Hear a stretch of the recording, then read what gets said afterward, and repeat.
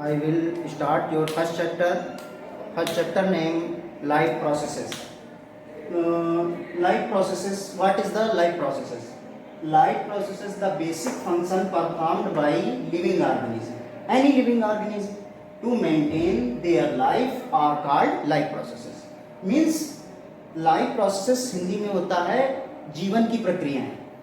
तो कोई भी ऑर्गेनिज्म चाहे छोटा हो चाहे बड़ा हो किसी भी प्रकार का हो, अगर वो उसको जीवित रहने के लिए जो चीज़ें बहुत ही जरूरी हैं, इम्पॉर्टेंट हैं, वो प्रक्रियाएं वो करना, जो प्रक्रियाएं होती उन प्रक्रियाओं को बोला जाता है लाइफ प्रोसेसेस।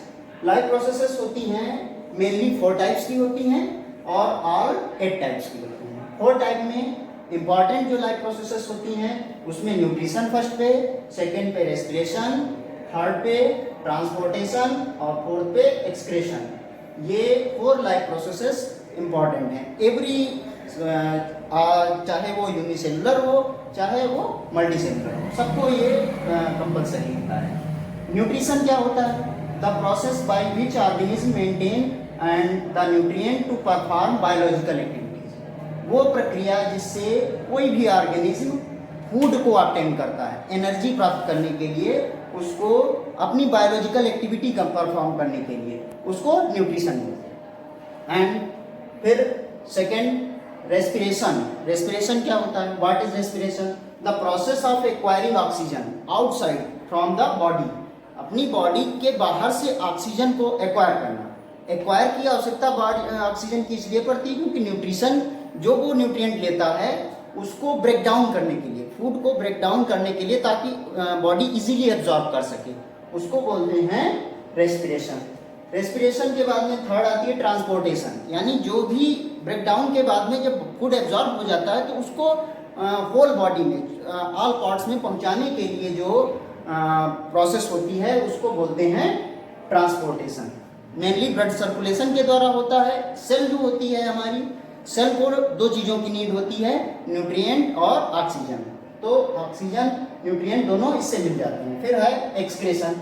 जब डाइजेशन के बाद में जो प्रॉपर वेस्ट बचता है, वेस्ट मटेरियल होता है, उसको बाहर निकालना, एक्सपेल्सन करना, क्या बोला जाता है?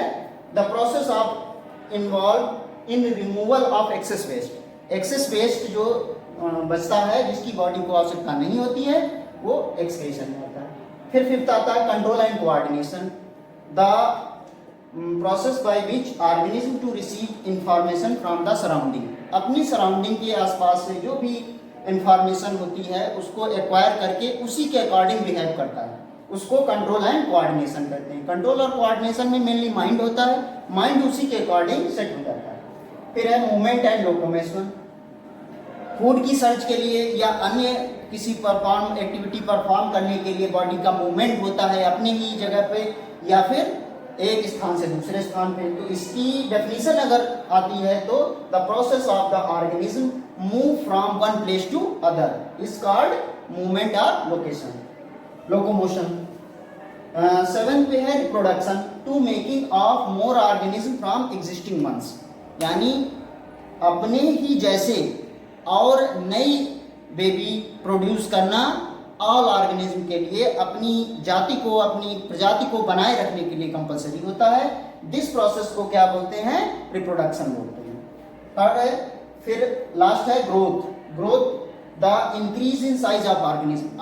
ऑर्गेनिज्म में जो साइज का इंक्रीज है वो परमानेंट चलता रहता है। जो ह्यूमन बीइंग्स होते हैं उसमें एक निश्चित फिक्स होता है कि इतनी ही एज तक होगी इंक्रीज, लेकिन जो अन्य होते हैं, पेड़ पौधे होते हैं, प्लांट्स होते हैं, उनमें होल लाइफ ये प्रोसेस चलती रहती है।